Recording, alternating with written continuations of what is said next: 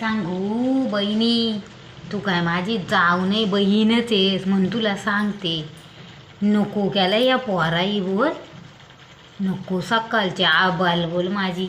हां, एकाला एक भाजी पाहिजे तर एकाला एक भाजी पाहिजे, एकच भाजी म्हणून खातच नाही.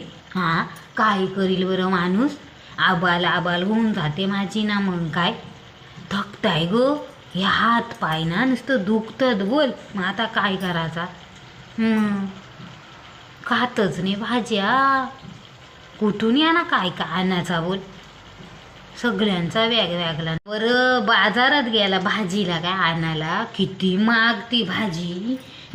30 रुपये पावशेरशिवाय भाजी नाही. काय खाईल माणूस. हां, 30 रुपये पावशेरची भाजी टायमाला आणून खाल्ली तर कसा होईल.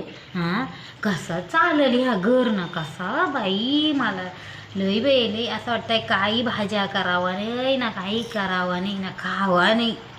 एवढा महाग झालाय बोल. मग जेवलीस का.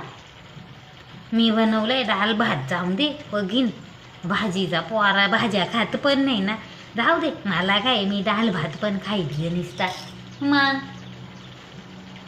मग ती बोलतात का भाजी नाही बनवी, भाजी नाही म्हणे. बनवून पण खाल्ली पाहिजे नाही आई. हां, खातच नाही तर कसं काय ग बनवशील. अगं बहिणी तुला म्हणून सांगते, अशी ना पैसे दे दुकानात खाऊ खायला. हां, खाऊ खाऊन काय पोटा भरतात का. मग ऐकतच नाही ना. हां, घराला लागलेत का पैसे द्या, हलवा ना द्या या ना. नाही ना ऐकत. मग माझ्या मागं अख्खा दिवस यांची कदानी असते बोल नुसती. ए नको केलाय ग आई मला.